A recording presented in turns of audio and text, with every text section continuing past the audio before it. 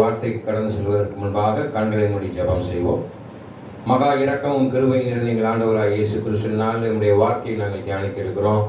இந்த நாளிலே அடியான் மூலமாக பேச இருக்கிற தேவ வார்த்தை, அடியானை மறைத்து பரிசுத்தாவினால் ஏவப்பட்டு பிரசங்கம் பண்ண இருக்கிற தேவ வார்த்தை ஆண்டவரே இந்த நாளிலே ஆலயத்துக்குள்ளாக அமர்ந்திருக்கிற பிள்ளைகளுக்கு மாத்திரமல்ல, ஒலிபெருக்கி மூலமாக வெளியே கேட்டுக்கொண்டிருக்கிற ஒவ்வொரு தேவ ஜனங்களுக்கும் அது மிகுந்த ஆசீர்வாதத்தை மாற்றித்தாருங்க. ஆண்டவரே இந்த நாளிலே எல்லா பிள்ளைகளும் கிறிஸ்துவுக்குள் வளரும்படியாக, கிறிஸ்துவுக்கு நிலைத்திருக்கும்படியாக சத்தியத்திலே பிள்ளைகள் கேட்டு அவர்கள் ரட்சிப்பை அடையும்படியாக உதவி செய்ய வேண்டும் என்று இயேசுவின் நாமத்தில் வேண்டுகிறேன் பிதாவே, ஆமென். அல்லேலூயா, அல்லேலூயா. கர்த்தர் நல்லவர் என்பதை ருசித்து பாருங்கள். அல்லேலூயா. எத்தனை பேர் ருசிச்சிருக்கிறீங்க? அல்லேலூயா. ஒவ்வொரு நாளும் ஆண்டவராக இயேசு கிறிஸ்து நம்மளை அற்புதமாக வழிநடத்தியிருக்கிறார். அல்லேலூயா. எப்படி வழிநடத்தியிருக்கிறார்? அற்புதமாக, அதிசயமாக வழிநடத்தியிருக்கிறார். இந்த நாளிலே மனுஷன் பாவத்தினால் பிறக்கிறான். அல்லேலூயா. பாவத்திலே நாம் மரித்து விடக்கூடாது. பாவத்தினால் கற்பம் தரிக்கப்பட்டு அல்லேலூயா பாவத்திலே நான் வளர்ந்திராதபடி இயேசு கிறிஸ்து நம்முடைய பாவங்களை சிலுவையிலே சுமந்து தீர்த்தார் என்று நாம் அறிந்திருக்கிறோம். ஒருத்தன் ஜலத்தினாலும் ஆவியினாலும் பிறவாவிட்டால் தேவனுடைய ராஜ்யத்திலே பிரவேசிக்க முடியாது. அப்ப நம்ம என்னதான் முழு ஞான ஸ்நானம் எடுத்தாலும், பரிசுத்தாவின் வரத்தை பெற்றாலும், நம்முடைய வாழ்க்கையை நாம் செய்கிற பாவத்திற்கு மருந்தாக இயேசு கிறிஸ்து ஒரு தடவை வந்தார். இங்கே வேதவசனம் சொல்லுது, யோவான் புஸ்தகம் 1ஆம் அதிகாரம் 29வது வசனத்தை வாசி பார்ப்போம். யோவான் புஸ்தகம் 1ஆம் அதிகாரம் 29வது வசனத்தை நாம் வாசிப்போம். மைக்கான் பண்ணிக்கோங்க. மறுநாளிலே யோவான் கண்டு பாவத்தை சுமந்திருக்கிற தேவாட்டு குட்டி. அல்லேலூயா. யார் சொல்றா? இந்த வருஷத்தை ஆரம்பத்தில் வாசிங்க.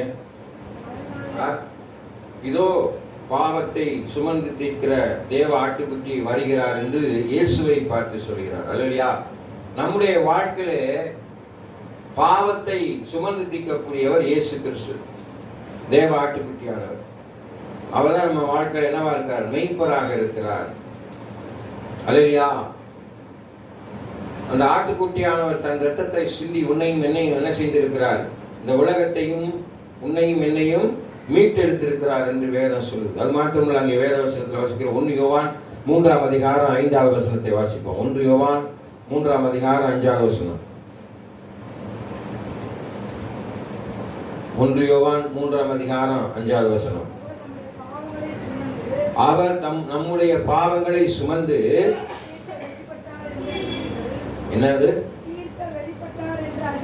தீர்க்க வெளிப்பட்டார் என்று அறிவீர்கள். அவரிடத்தில் பாவம் இல்லை. இயேசுவிடத்தில் பாவம் இல்லை. நம்ம பாவத்தை நிவர்த்தி செய்ய வேண்டும் என்றால் பாவம் இல்லாத, குற்றம் இல்லாத ஒருத்தர் பலியாக வேண்டும். உனக்காக எனக்காக அவர் என்ன செய்தாரு? குற்ற நிவாரண பலியாக அவர் என்ன செய்தார்? ஒப்பு கொடுத்தார். ஏனென்றால் இயேசு கிறிஸ்து பரிசுத்தமாக இருந்தார், பாவம் இல்லாத ஒரு மனிதனாக காணப்பட்டார். எந்த சிந்தனையிலும், பேச்சிலும், நடத்தையிலும், செயல்பாட்டிலும் அவர் பாவம் இல்லாதவராக இருந்ததினாலே நம்முடைய பாவங்கள் அனைத்தும் கழுவப்பட்டது. யார் மூலமாக? இயேசு கிறிஸ்துவின் மூலமாக நம்முடைய பாவம் கழுவப்பட்டது. கிறிஸ்துவின் பலி மரணத்தினாலே நம்முடைய வாழ்க்கையிலே பாவம் என்ன ஆகிற்று? முற்றுமர கழுவப்பட்டது என்று சொல்லப்பட்டிருக்கிறது. எபேசியன் புஸ்தகம் 1ஆம் அதிகாரம் 7ஆம் வசனத்தை வாசி பார்ப்போம். எபேசியன் புஸ்தகம் 1ஆம் அதிகாரம் 7ஆம் வசனத்தை வாசித்தீங்கன்னா அதில் சொல்லியிருக்கோம். வாசி பாருங்க. அவருடைய கிருபையின் ஐஸ்வர்யத்தின்படியே, யாருடைய இரத்தத்தினாலே? இயேசு கிறிஸ்துவின் இரத்தத்தினாலே பாவ மன்னிப்பாகிய மீட்பு பார்த்தீங்களா? இவருக்குள் நமக்கு உண்டாயிற்று. இயேசுக்குள்ள நம்மளுக்கு உண்டாயிற்று. பாவ மன்னிப்புக்குரிய மீட்பு யாரால் உண்டாயிற்று? இயேசுவோட உண்டாயிற்று. இந்த ஆரம்பத்தில் என்ன சொல்லிட்டு பாருங்க, இந்த வசனத்துல அவருடைய கிருபையின் ஐஸ்வர்யம். நம்மளுக்கெல்லாம் ஐஸ்வர்யம், ஆசீர்வாதம் என்னன்னு கேட்டீங்கன்னா தேவனுடைய கிருபை இருந்தது. 3:16 சொல்லியிருக்கு. வாசி பாருங்க 3:16 வாசிங்க. யோவான் 3:16 சொல்லியிருக்கு பாருங்க. தன்னுடைய ஒரே பேரான குமாரனை என்ன செய்தார்? நம்மளுக்கு தந்தறினார்.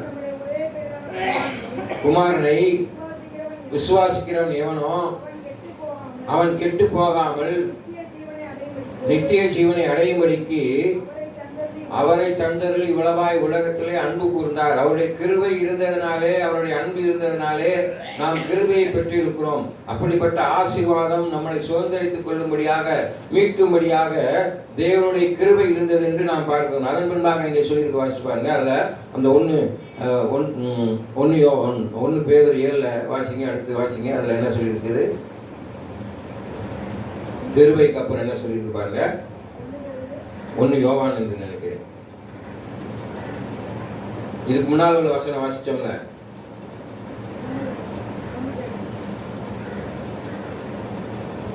இதை இங்க கவனமா இருங்க, சிந்தனை சிரிக்காதீங்க. கண்டினியூட்டி நீங்க தான் வச்சுக்கணும். அதையும் கட் பண்ண முடியும்.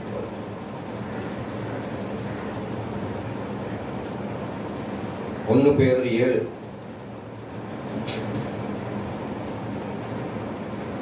அதான் முதல் வாசித்தீங்க. 1 பேதுரு 7 எவ்வளவு மெசேஜ் பிரேக் ஆகுது பாருங்க. 1 பேதுரு 7 வாசிக்கலையா? 1 யோவான் வாசிங்க. 1 யோவான் 7 வாசிங்க. 1 யோவான் 1:7 அதை வச்சுக்கோங்க. நான் அடுத்த சுனை வந்தது வசனத்தை வச்சுக்கோங்க. அது இவ்வளவு பேசி கட்டாகுது. எனக்கு 1 யோவான் 1:7 எடுங்க. 1 யோவான் 1:7 வாசிங்க. அப்போ எபேசியர் 1:7 வாசிங்க.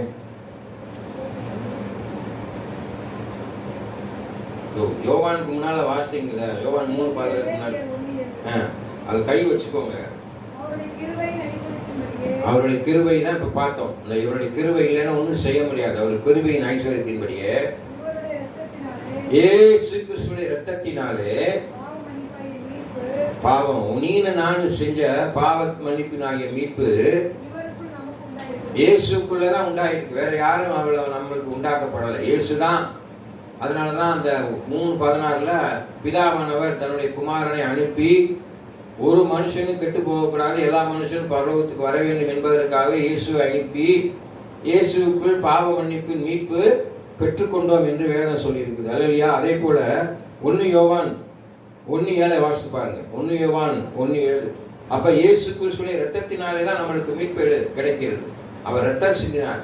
இயேசு கிறிஸ்துவின் இரத்தம் சகல பாவங்களையும் நீக்கி சுத்திகரிக்கும் என்று சொல்லப்பட்டிருக்கிறது. அவர் ஒளியில் இருக்கிறது போல நாமும் ஒளியில் நடந்தால் ஒருவரோடு ஒருவர் ஐக்கியப்பட்டிருப்போம்.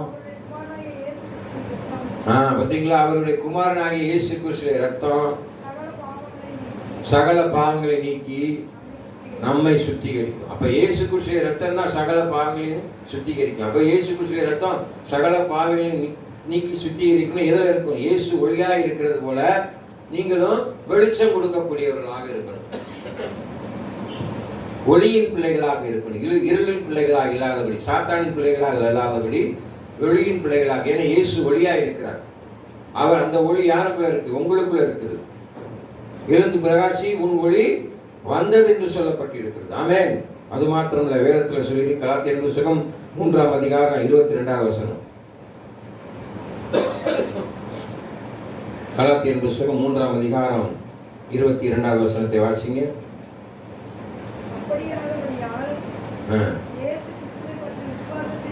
இயேசு கிறிஸ்துவை பற்றிய விசுவாசத்தினாலே படிக்கிற வாக்குத்தத்தம் விசுவாசம் உள்ளவர்களுக்கு அளிக்கப்படும்படி. பார்த்தீங்களா? வேகம் எல்லாரையும் பாவத்திலிருந்து என்ன செஞ்சிருச்சு? அழித்து போட்டது, அடைத்து போட்டது. புத்தகத்தை தூக்கி வச்சு நிமிந்து வாசிங்க, புரிஞ்சு வாசிங்க, ஒன்றும் கேட்க மாட்டேன். அல்லையா? அப்ப ஏகமாக எல்லாத்துக்கும் என்ன செஞ்சிருச்சு? என்ன செஞ்சிருச்சு? அடைக்கப்பட்டது. வேத வசனம் அதான் சத்தியத்தை அறிவீர்கள், சத்தியம் உங்களை விடுதலையாக்கும் என்று சொல்லப்பட்டிருக்கு. இன்னைக்கு வேத வசனத்தை வாசித்து தியானித்தாதான் நீங்க கிறிஸ்தவத்தின்படி நடக்க முடியும். இல்லைன்னா நடக்கவே முடியாது. சத்தியத்தை அறிவீர்கள். மறுபடியும் சொல்றேன், சத்தியம் உங்களை விடுதலையாக்கும். வேத வசனத்தை வாசித்து அதை தியானித்து அதை பின்பற்றி நடக்க வேண்டும். அதான் அங்க சொல்லியிருக்கு. 2 கொரிந்தியர் புத்தகம் 5ஆம் அதிகாரம் 21. 2 கொரிந்தியர் புத்தகம் 5:21 வாசி பாருங்க. 2 கொரிந்தியர் 5:21. ஹல்லேலூயா. நாம் அவருக்குள் தேவனுடைய நீதியாகும்படி. நீங்க யாருக்குள்ள? இயேசு கிறிஸ்துவுக்குள்ள நீங்க இருந்தாதான் தேவனுடைய நீதியா இருக்க முடியும். ஏன்னா என்னை கண்டவன் பிதாவை காண்கிறான். ஹல்லேலூயா. என்னை இல்லாமல் பிதாவிடத்தில் வரான். அப்புறம் என்ன சொல்லியிருப்பாரு? பாவம் அறியாத அவரை நமக்காக என்னவாக்கினாரு? பாவமாக்கினார். யாரு? பிதாவானவர். பாவமே அறியாதவர், பரிசுத்த இரத்தத்தை கொண்டவராக இருக்கிறார், பரிசுத்தவானாய் இருந்தார். பாவமே அறியாதவராய் இருந்த இயேசுவை உன்னுடைய பாவம் என்னுடைய பாவம் செஞ்சது எல்லாத்தையும் அவர் பாவத்தை ஏற்றுக்கொண்டு குற்ற நிவாரண பலியாக பாவமாக்கி எல்லாவற்றையும் சிலுவிலே ஜெயித்தார். சாத்தானை அந்த கல்வ மரத்திலே பிசாசை என்ன செய்தார்? நசுக்கினார் என்று பார்க்கிறோம். வெற்றி சிறந்தார் என்று பார்க்கிறோம். பிசாசானவன் தோற்று போனான். அவனுடைய திட்டமெல்லாம் என்ன செய்தது? சீர்குலைந்தது என்று பார்க்கிறோம். 2025 வருடங்களுக்கு முன்பாக இயேசு கிறிஸ்து உன்னுடைய பாவத்தையும் என்னுடைய பாவத்தையும், பாவம் இல்லாத ஒரு மனிதன் பாவத்தை ஏற்றுக்கொண்டு ஒரு ஆட்டுக்குட்டியை போல எல்லாவற்றையும் சுமந்து தீர்த்தார் என்று பார்க்கிறோம். அல்லேலூயா. தேவன் சொல்லு. அப்ப உனக்கும் எனக்கும் யார் மருந்தாக இருக்கிறார்? இயேசு கிறிஸ்து மருந்தாக இருக்கிறார். உன்னுடைய பாவத்திற்கும் என்னுடைய பாவத்துக்கும் அவர் தான் மருந்து. இயேசு இல்லாம நம்ம குணமடைய முடியாது. இயேசு இல்லாம நம்ம ரட்சிக்கப்பட முடியாது. இயேசு இல்லாம ஒண்ணுமே செய்ய முடியாது. அல்லேலூயா. லூக்கான் புத்தகம் 22:32 சொல்லியிருக்கு. லூக்கான் புத்தகம் 22:32 வாசிங்க. லூக்கான் புத்தகம் 22:32.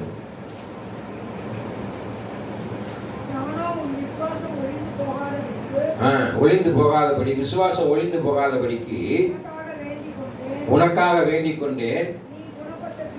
நீ குணப்பட்ட பின்பு உன் சகோதரை சிறப்படுத்தி என்றார். நான் பெற்ற இன்பம் இவ்வையகமும் பெருக என்று சொல்லி திருக்குறள் ஏதோ சொல்லியிருக்கு. அல்லேலூயா. அப்ப இயேசு கிறிஸ்துவின் இடத்துல நீ பெற்ற சுகம், குணம், பலன், சந்தோஷம், சமாதானம் எல்லாவற்றையும் நீ என்ன செய்யணும்?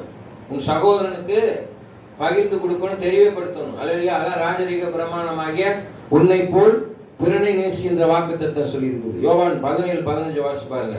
யோவான் 17:15. அல்லேலூயா. யோவான் 17:15 வசனத்தை வாசிங்க.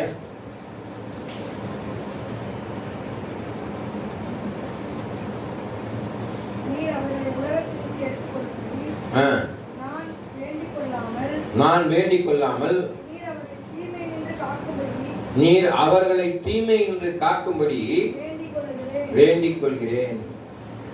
யோவான் 10ஆம் அதிகாரம் 10ஆம் வசனத்தில் சொல்லி, திருடன் திருடவும் கொல்லவுமே வருகிறான், நானும் ஜீவன் உண்டாயிருக்கும், அந்த ஜீவன் பரிபூர்ணம். இந்த உலகத்திலிருந்து எடுத்துக்கொள்ளாதபடி, உலகத்திலிருந்து காப்பாற்றும்படியாக, உலக மாயைகள், உலக இச்சை, உலக ஆசை, பாவத்தில் இருந்து உன்னை மீட்டெடுத்திருக்கிறார். அல்லேலூயா. ரோமர் புத்தகம் 8:34 வாசி பாருங்க. ரோமர் புத்தகம் 8ஆம் அதிகாரம் 34 வசனம்.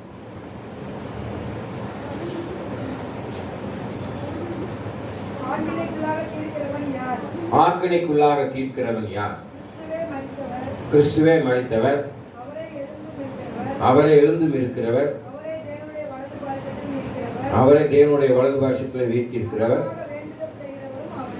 யாரு? நம்மளுக்காக வேண்டுதல் செய்கிறவன் அவரே. அப்படிங்களா? எல்லா காயும் ஒன்று. எத்தனை 4 காயம் சொல்லி முதலாவது என்ன சொல்லியிருப்பார் இந்த வசனத்துல? பார்த்தீங்களா? ஆக்கினைக்குள்ளாக உங்கள் தீர்க்கிறவர் யார்? உன்னை ஆக்கினைக்குள் தீர்க்காதபடி உலகத்தை ரட்சிக்கும்படியாக வந்தான். யோவான் 3:17 நம்ம பார்க்கிறோம். இயேசுவை அனுப்பினார் என்று பார்க்கிறோம். அப்ப ஆக்கினைக்குள் தீர்க்கிறவன் யார்? அப்புறம் என்ன சொல்லியிருப்பாருங்க? கிறிஸ்துவே மரித்தவரா இருக்கிறார். இயேசு கிறிஸ்து உனக்காக எனக்காக மரித்திருக்கிறார். வேற யாரும் மரிக்கல.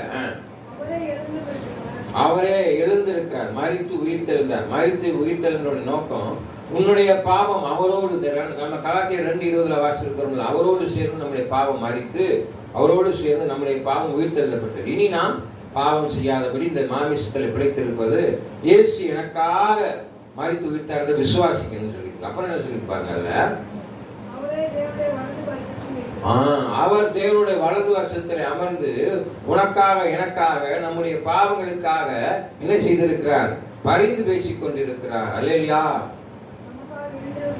அது மாத்திரமல்ல, உனக்காக எனக்காக வேண்டுதல் செய்தார். என் பிள்ளை கெட்டு போக கூடாது, நீங்க உன்னுடைய ஜெபம் கேட்கப்படுது. கர்த்தர் என் ஜெபத்தை கேட்டார், என் விண்ணப்பத்தை ஏற்றுக்கொள்வார். ஆமென். அல்லேலூயா.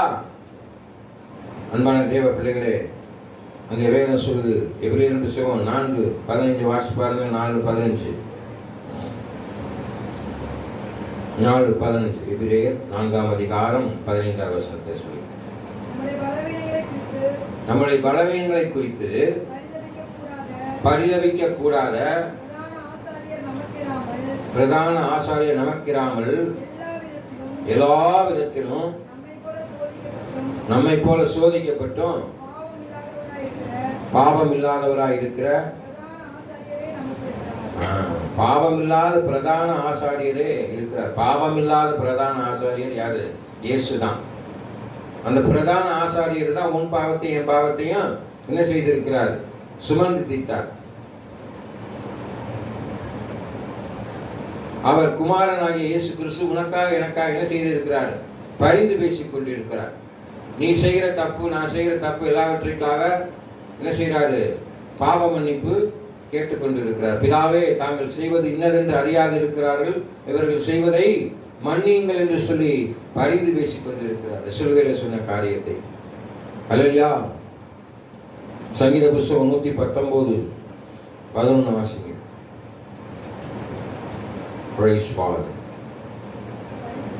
சங்கீத புஸ்தகம் 119ஆம் அதிகாரம் 11ஆம் வசனம்.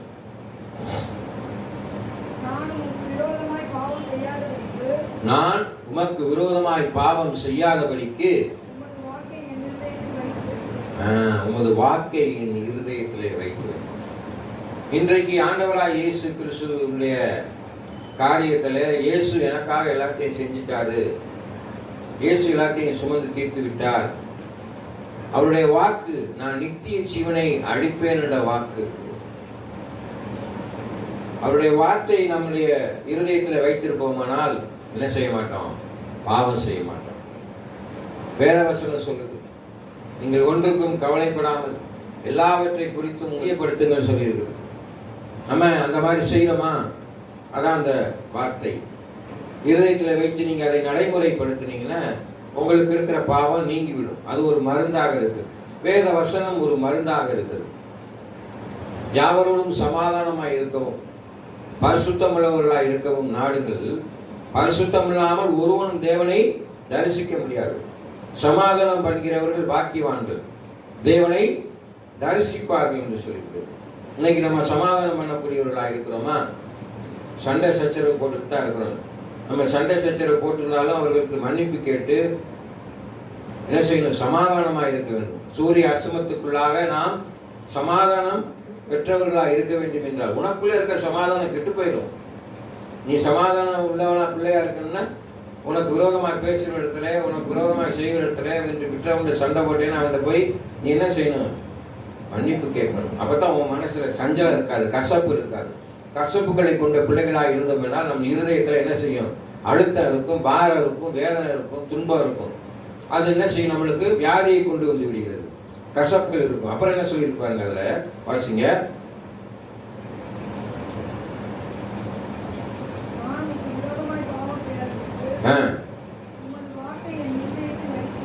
வைத்து வைத்தேன்.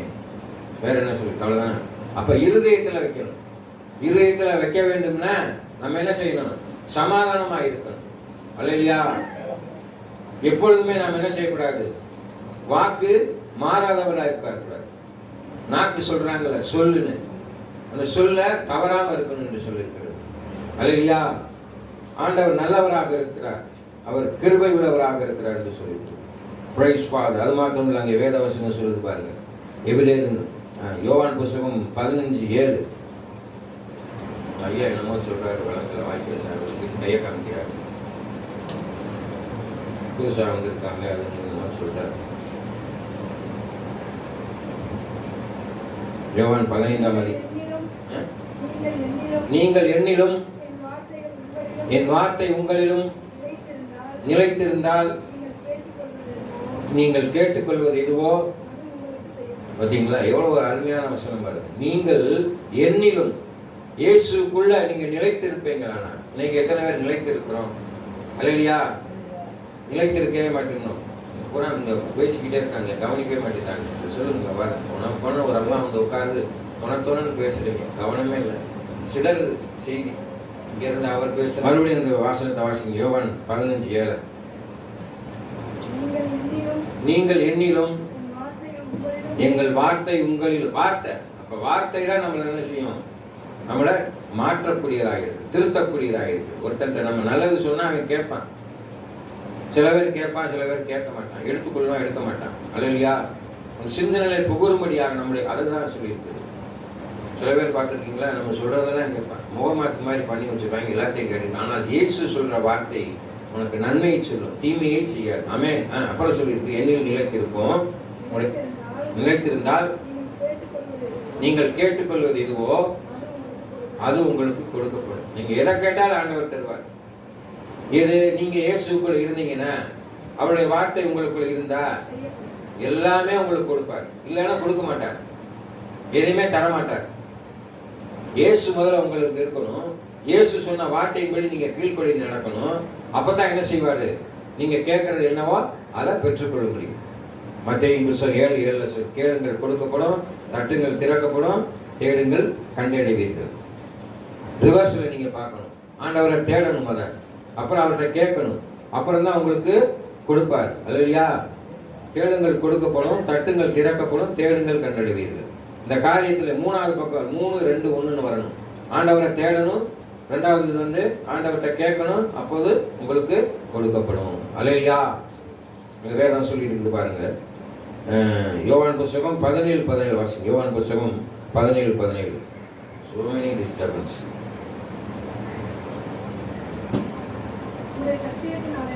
உம்முடைய சத்தியத்தினாலே அவருடைய பரிசுத்தமாக்கும் வசனமே சத்தியம். எவ்வளவு ஒரு அழகான வசனம் பாருங்க. ஆரம்பத்தில் என்ன சொல்லி பாருங்க, நல்லா கவனிச்சு பாருங்க, நல்லா சத்தமா வாசிங்க. உம்முடைய சத்தியம், இயேசு கிறிஸ்துடைய சத்தியம், இந்த பைபிள் தாங்க. இந்த பைபிள்னால, சத்தியத்தினாலே உங்களை பரிசுத்தமாக்கும். பைபிள் தான் உங்களை பரிசுத்தமாக்கும். அதனாலதான் பைபிள் என்ன போட்டிருக்கு? பரிசுத்த வேதாகமம், பரிசுத்தமாக்கக்கூடிய வேதம். உங்களுடைய வசனமே சத்தியம். வசனம் தான் சத்தியம், வார்த்தை தான் சத்தியம். நான் உன்னை விட்டு விலகுவதும் இல்லை, நான் உன்னை கைவிடுவதும் இல்லை. அது சத்தியம். இயேசு உன்னை விட்டு விலகாம இருப்பார். ஒரு நாள் அவர் கைவிடு. பொல்லாப்பு உனக்கு நேரிடாது, வாதை உன் கூடாரத்தை அணுகாது. அது சத்தியம், அதன்படி நடக்கும். அல்லையா? வேதவசனம் சொல்லியிருக்கு. 2 தீமோத்தேயு புஸ்தகம் 3ஆம் அதிகாரம் 16-17. 2 புஸ்தகம் 3ஆம் அதிகாரம் 16-17. 2 தீமோத்தேயு.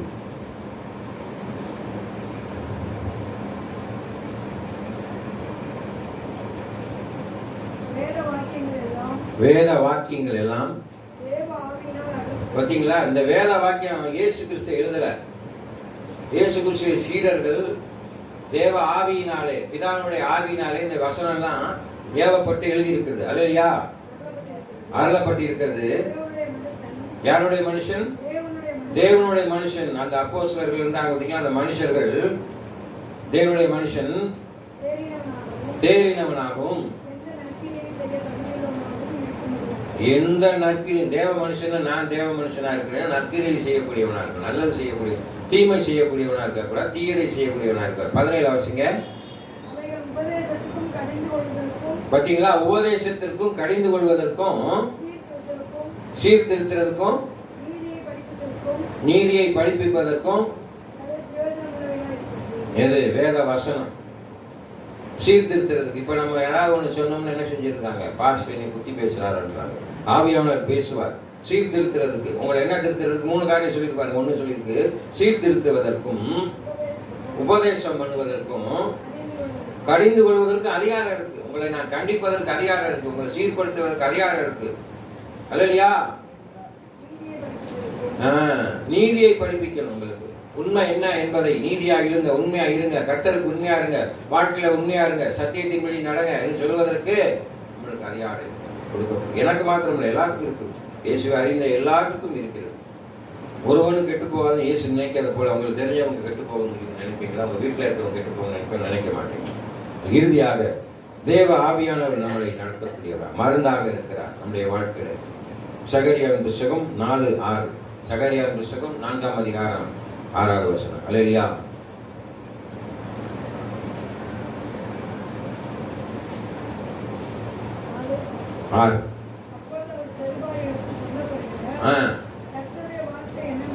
கர்த்தர், நல்லா கேளுங்க, கர்த்தருடைய வார்த்தை என்னவென்றால் பலத்தினாலும் அல்ல, பராக்கிரமத்தினாலும் அல்ல, அவருடைய ஆவியினாலே எல்லாம் ஆகும். அதனாலதான் பரிசுத்தாவின் வரத்தை பெற்ற பிள்ளைகளாக இருங்க. ஆவியான நான் உங்களுக்கு ஒரு தேற்றவாளன் விட்டு செல்கிறேன். அந்த தேற்றவாளன் என்னவா இருக்கிறாரு? அறிவாக, எண்ணமாக, செயலாக இருந்து உங்களை நடத்துவார். பராக்கிரமசாலியாக, பலனாக இருப்பார். உங்கள் வாழ்க்கையில திறனாக இருந்து உங்கள் எல்லா சூழலும் அவர் பாதுகாப்பார். அப்ப பாவத்துக்கு மருந்து என்று சொல்லப்படுகிறது. இயேசு கிறிஸ்துடைய பழி மரணம் நம்மளுக்கு மருந்தாக இருக்கிறது. இயேசு கிறிஸ்துடைய ரத்தம் நம்மளுக்கு மருந்தாக இருக்கிறது. கிறிஸ்துவனுடைய இரட்சகராக இருக்கிறார், அது மருந்தாக இருக்கிறது. குமாரனின் பரிசுத்தத்தால் நாம் மருந்தாகப்படுகிறோம். தேவ வசனத்தின் மூலமாக, வேத வசனத்தின் மூலமாக நம்மளுக்கு பாவங்களுக்கு அது மருந்தாக இருக்கிறது. தேவ ஆவியானவர் என்ன செய்கிறாரு? மருந்தாக இருந்து நம்ம பாவங்கள் எல்லாவற்றையும் என்ன செய்கிறார்? நிவர்த்தி செய்கிறார். கண்களை மூடி ஜெபம் செய்வோம். மகா இரக்கமும் கிருபையும் நிறைந்த எங்கள் ஆண்டவராக இயேசு கிறிஸ்துவே, இந்த காலை வேளையிலே ஆண்டவரே, எங்கள் பாவங்களுக்கு மருந்தாக இருக்கக்கூடிய அனைத்து காரியங்களை குறித்து தியானித்து வந்தோம். ஆண்டவரே, வேத வசனம் எங்களுக்கு மருந்தாக இருக்கிறது. இயேசு கிறிஸ்துவின் இரத்தம் மனுஷனுடைய பாவங்களை சுத்திகரிக்கும் என்று சொல்லியிருக்கிற கர்த்தாவின் நாளிலே ஆலயத்துக்குள்ளாக அமர்ந்திருக்கிற ஒவ்வொரு பிள்ளைகளுடைய பாவங்களை நீர் சுமந்து தீர்த்தீர். உங்களுடைய இரத்தத்தை சிந்தி மனிதனுடைய பாவத்தை சுமந்து தீர்த்தீர் என்று நாங்கள் விசுவாசிக்கிறோம். வேத வசனத்தின்படி நடக்க எங்களுக்கு உதவி செய்யுங்க தகப்பனே. கிறிஸ்துவுக்கு நிலைத்திருக்க, ஒளியாய் இருக்க, வெளிச்சமாய் வாழ, பிறருக்கு உதவி செய்யக்கூடியவர்களாய், தேவனுடைய கருணையை பெற்ற பிள்ளைகளாய், தேவனுடைய காரணியத்தை பெற்ற பிள்ளைகளாய் எங்களுடைய தேவ பிள்ளைகளை ஆசீர்வதிங்க தகப்பனே. அவர்கள் இங்கிருந்து கடந்து செல்லும் பொழுது இயேசு கிறிஸ்துவின் மெய்யான சமாதானத்தை பெற்ற பிள்ளைகளாய், இயேசு கிறிஸ்துவின் வார்த்தையை பிரதிபலிக்கக்கூடியவர்களாய், வசனத்தை கைக்கொள்ளக்கூடியவர்களாய் இருக்கும்படியாக அவர்களை ஆசீர்வதிக்க வேண்டும் என்று இயேசு கிறிஸ்துவின் நாமத்தில் வேண்டிக் கொள்கிறேன் சொல்ல தகப்பனே. ஆமென். என் ஆத்துமாவே கர்த்தரை ஸ்தோத்திரி, என் முழு மேற்பரிசு நாமத்தை ஸ்தோத்திரி. என் ஆத்துமாவே கர்த்தரை ஸ்தோத்திரி. கர்த்தர் செய்த சகல பாரங்களை மறவாதே. ஆமென். நம் ஆண்டவராகிய இயேசு கிறிஸ்துவின் கிருபையும் பிதாவாகிய தேவனுடைய அன்பும் பரிசுத்த ஆவியான அன்பியும் இப்பொழுதும் எப்பொழுதும் சதா காலமுடைய இருப்பதாக. ஆமென். கர்த்தர் தாமே உங்களை ஆசீர்வதிப்பாராக.